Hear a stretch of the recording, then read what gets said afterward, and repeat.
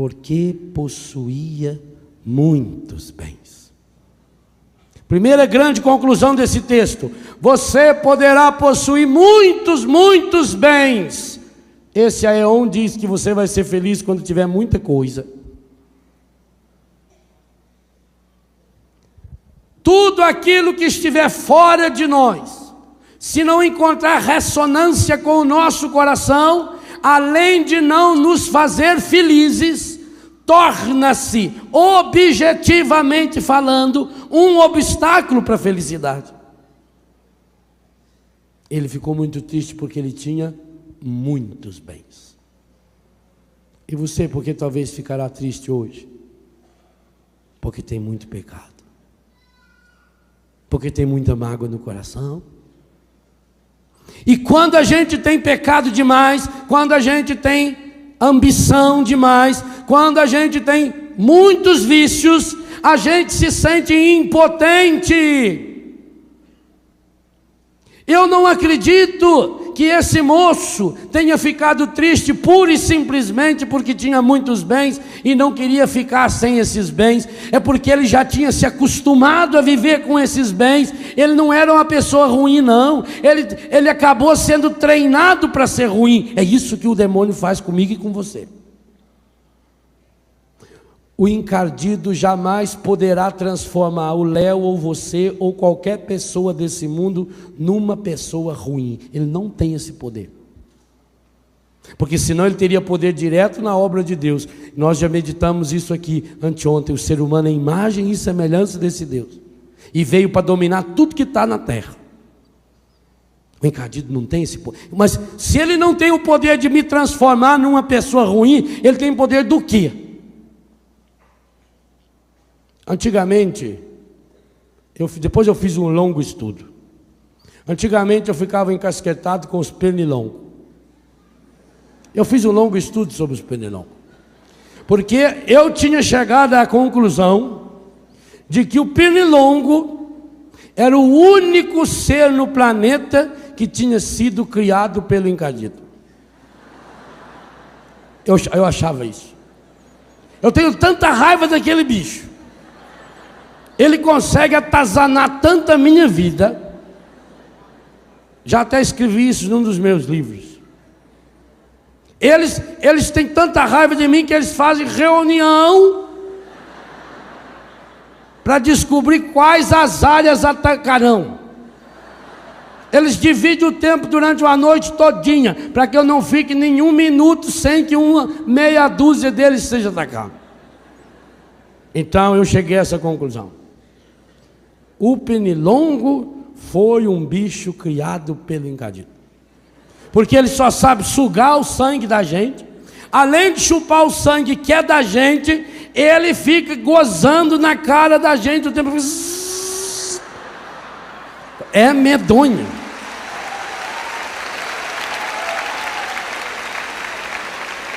E essa gozação dele, em primeiro lugar, é para atazanar a gente. Segundo lugar, é para chamar mais colega dele. Aquilo é um código, é uma telefonia celular que eles têm. Aquilo é um dos princípios da internet, é eles também. Então eu achava, pernilongo foi um bicho criado pelo encardido. Eu cheguei a ficar com esse pecado há algum tempo. Mas eu tinha convicção.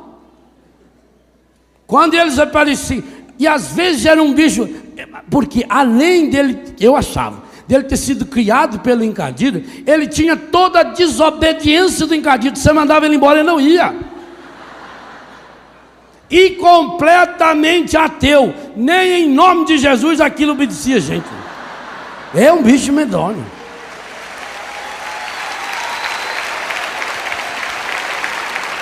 Mas meus estudos se aprofundaram e começou a vir uma dúvida teológica. Se o demônio não tem o poder de criar nada, como é que ele veio criar o pernilongo? Alguma coisa estava errada? E fiquei muito feliz quando recebi uma revelação. o Pernilongo não foi criado pelo demônio, foi educado por ele. Desde pequenininho. Foi treinado. E eu passei até a ter uma certa admiração pelo Pernilongo. Não pela sua escola, mas porque cada vez que ele vem no meu ouvido, e que eu ainda não consegui matá-lo, porque quando possível eu meto o telefone nele, eu fico pensando sempre, será que eu já não estou sendo um pernilongo desse na vida do outro? Quando eu me deixar educar pelo encardido, e é o que ele quer fazer, ele quer nos conformar em Seon, ele quer fazer exatamente isso comigo e com você. Ele sabe que ele não pode me transformar e transformar você numa pessoa má. Ele não pode, ele não tem esse poder. Não existe no mundo nenhuma pessoa má, não existe no mundo nenhuma pessoa ruim. Existem pessoas educadas pelo encardido, pessoas que estão sendo desde criança, como nós meditávamos ontem, desde pequenininho já estão sendo treinadas. É isso que ele está tentando fazer conosco, para sugar o nosso sangue, pois ele não tem. Ele é espírito puro, ele não tem sangue. E além de sugar o nosso sangue, fazer com que nos tornemos pessoas que irritam, que atrapalham, que machucam os outros. Esse é o processo, meu irmão. Por isso que quanto mais tempo de pecado, mais difícil será essa minha conversão. Porque eu pouco a pouco vou acreditando que eu não consigo mais viver sem pecado. É uma técnica terrível. Por isso que o demônio investe milhões e milhões e milhões. E por isso, eu citava ontem aquele número de 19 milhões de pessoas que participaram daquele programa. E por isso daí dá para ter uma ideia. E aqui, gente, tem coisa muito séria.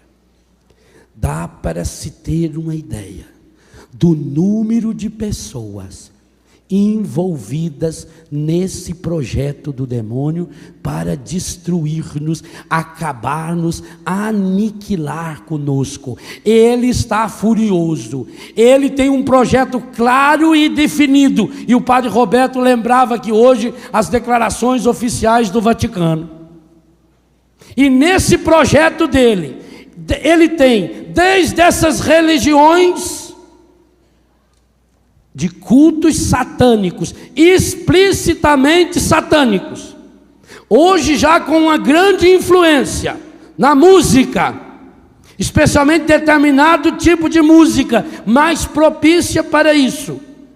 Nós sabemos que há um tipo de rock que é profunda e absolutamente satânico, que prega o mal, que elogia Satanás, que elogia o demônio, que tem frases inteiras de adoração ao demônio, que tem rituais de adoração ao demônio nesses shows de rock. Nós sabemos que o próprio funk tem muitas e muitas influências malignas, e que isso vai entrando no ouvido da pessoa, e a pessoa depois não sabe por que ela se transforma. Quanta mãe e quanto pai chega para a gente e fala: padre, meu filho era uma pessoa boa, mas pouco a pouco ele foi se transformando, ele foi se tornando uma criança rebelde. E aonde que começou isso? Gente, ele é o pai da mentira. Se ele está desde criança hoje tentando seduzir, olha o quanto ele consegue seduzir, além daquilo que nós já falamos e que não vou repetir. Além do grande projeto de destruição da infância, através da televisão, de desenhos e de programas específicos. Os malefícios que ele vai incutindo quando uma criança pequenininha, de 2, 3 aninhos, compra uns chicletes, molha a língua, aquele papelzinho, e faz uma pequena tatuagem. Está na palavra. O ser humano não pode fazer tatuagem, porque o profeta Isaías diz: você está tatuado nas mãos de Deus. Deus já fez tatuagem com você.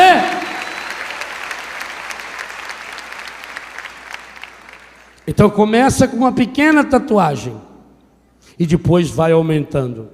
99% de todos os meus filhos e filhas que têm tatuagem, porque vieram da rua e fizeram tatuagem, tem um símbolo demoníaco no seu corpo.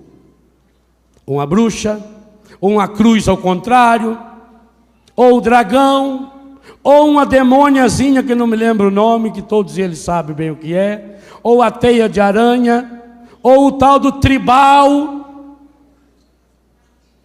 e assim os montes. A grande maioria deles, 99%, que tem tatuagem, tem um desenho demoníaco gravado no seu corpo. Pois a você também eu digo, tem jeito. Eu tenho um filho, ele irá na tenda daqui a alguns dias, chama-se David, hoje é consagrado de Betânia. Veio como filho, fez uma linda caminhada, acabou namorando uma postulante que depois se consagrou, ele também consagrou-se, casou-se, e quem presidiu o casamento deles foi Dom Antônio Wagner, bispo de Guarapuava, com mais 3 sacerdotes. Esse rapaz tinha várias tatuagens no corpo. E agora o que fazer? Dom Wagner sugeriu, já que não tem como apagar, tem como fazer outra em cima, não tem? Então lá onde ele tinha um demônio, hoje tem desse tamanho, São Miguel Arcanjo na perna dele. Lá onde tem aquela aranha, hoje tem o Pai, o Filho e o Espírito Santo, a Santíssima Trindade. Lá onde tinha a bruxa, hoje tem uma linda imagem de São Bento. Então, meus irmãos, é possível, até quem já fez. Se você não fez, pelo amor de Deus, nunca faça. Nunca faça. Ah, mas o que que tem? É só um modismo. O que que tem? É só um desenhinho no meu corpo. Ô meu irmão, leve as fitas do retiro que nós fizemos há poucos dias rezando a vida aqui. O seu corpo é templo do Espírito Santo. O seu corpo é morada de Deus. Jesus Cristo morreu e derramou o sangue dele para que o seu corpo tivesse valor. Você não tem esse direito de deixar nenhuma marca, nenhuma, a menor das menores marcas do demônio não pode estar no seu corpo, porque somente Deus foi capaz de assumir um corpo e de assumir naquele corpo a sua enfermidade, o seu pecado, o seu sofrimento, o seu vício e encravá-los na cruz do Calvário. Então por isso eu não posso deixar meu corpo dominado por isso. Há uma íntima relação entre crianças que têm tatuagem e violência. Crianças que têm tatuagem e rebeldia. Crianças, adolescentes, jovens que têm tatuagem e espírito de prostituição. Tenho atendido algumas pessoas com espírito de prostituição. E infelizmente é mais comum do que se pensa. Não é só uma tentação. Não é só uma tentação que eu diria que poderia até ser natural. É um espírito de prostituição que está atacando crianças. Veja o testemunho da Fábio ontem. O que levou essa moça a sofrer o que sofreu foi um espírito de prostituição que existiu no seu avô, e tomara Deus que ele possa ter se purificado dele, nessa ou na outra vida.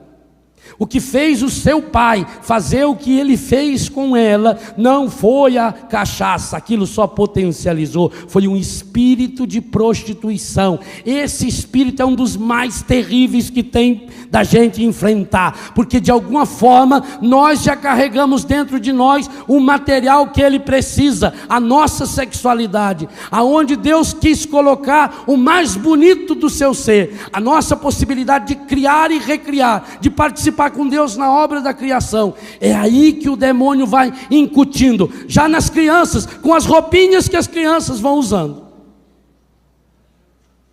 com as músicas, com as novelas, os filmes. Esse espírito de prostituição vai entrando dentro da pessoa. E uma das coisas que eu tenho percebido, naquelas moças, naquelas meninas, naqueles rapazes, que o demônio conseguiu colocar a assinatura dele, e uma das assinaturas do demônio é a tatuagem. Naquelas pessoas, esse espírito é muito difícil de tirar. Parece que na hora que está gravando a incisão da tinta no sangue da pessoa, tenho eu a impressão que nessa hora grava ali na pele da pessoa, na carne da pessoa. O demônio gosta muito, e por isso a gente vê, principalmente nesses países europeus, principalmente nos países do norte, incluindo aí os Estados Unidos, o Canadá, os países chamados primeiro mundo, como a gente vê uma juventude tatuada do pé na cabeça. Observe que naquele Big Brother sempre tem algumas pessoas que têm que ter tatuagem. Isso é no mundo inteiro. No mundo inteiro. E eles têm que assinar um papel lá, dizendo que aceitam passar a maior parte do dia, ou sem camisa, ou sem calça, ou de biquíni, ou de sunguinha, para mostrar o corpo sarado, com a assinatura do encardido. Esse espírito de prostituição leva tantas e tantas pessoas para o inferno, nessa e na outra vida. É esse espírito que vai destruindo as famílias, porque é através desse espírito que se reproduz, reduz, embaralha, reproduz, que se reproduz de uma forma absurda, de uma forma alarmante, através da literatura, das revistas, dos filmes de pornografia, que vai alimentando a pessoa ali. E quantos pais e mães de família que se dizem cristãos e que são capazes de alugar filmes, DVDs pornográficos e levar para dentro da sua casa. Meu Deus do céu, não leve, pelo amor de Deus, não leve semente do inferno para dentro da sua casa, porque o inferno é uma planta que não presta, e planta que não presta, ela cresce numa velocidade medonha. Quando você menos vê, ela já tomou conta, porque ela sabe que tem pouco tempo. Quando a árvore cresce rápida demais, pode saber que ela não presta. E é assim que o encardido faz. E por que, se ela não presta, por que ela cresce tão rápido? Para impedir você de ver o pasto que está por baixo, para desanimar você, porque aí você olha naquele pasto, um ano depois que você roçou, ele está cheinho de açapeixe, ele está cheinho de cambará, aí eu não vou conseguir limpar, e aí eu desanimo. E é isso que o demônio quer, porque ele só consegue começar a agir matando esse pasto, na medida em que você deixa ele crescer, ou se você vem e corta pura e simplesmente. Porque aí cada vez que você corta um, a raiz dele traz 10, 20, 30. E eu vou dizer uma coisa séria a vocês, meus irmãos. Em muitos encontros que nós temos por aí na nossa igreja, em muitas pregações que nós ouvimos em nossas igrejas, a única coisa que se faz, mesmo na quaresma, malemar, é dar uma podada nesses pecados. Pois eu estou convocando você hoje a ter a coragem de meter a mão, ou deixar o Espírito Santo meter a mão e arrancar as raízes desse espírito de prostituição que você vem alimentando há quantos e quantos anos. Esse espírito de prostituição que leva você a viver no homossexualismo, que leva você a viver na infidelidade conjugal, que leva você a viver esse namoro de indecência. e que vai se reproduzindo, porque quando a pessoa aceita fazer uma única coisa que o encardido manda, quando deixa-se levar pelo espírito da masturbação, que seja, o que tem isso? Eu não estou fazendo mal para ninguém. Isso aí, inclusive tem muita literatura dizendo, isso aí é coisa normal, é coisa boa, isso aí é para o jovem poder conhecer o corpo dele, para o adolescente conhecer. Imagina, isso aí é coisa da igreja, isso aí não tem importância, não tem importância. Mas o jovem começa ali na masturbação e depois vai para onde?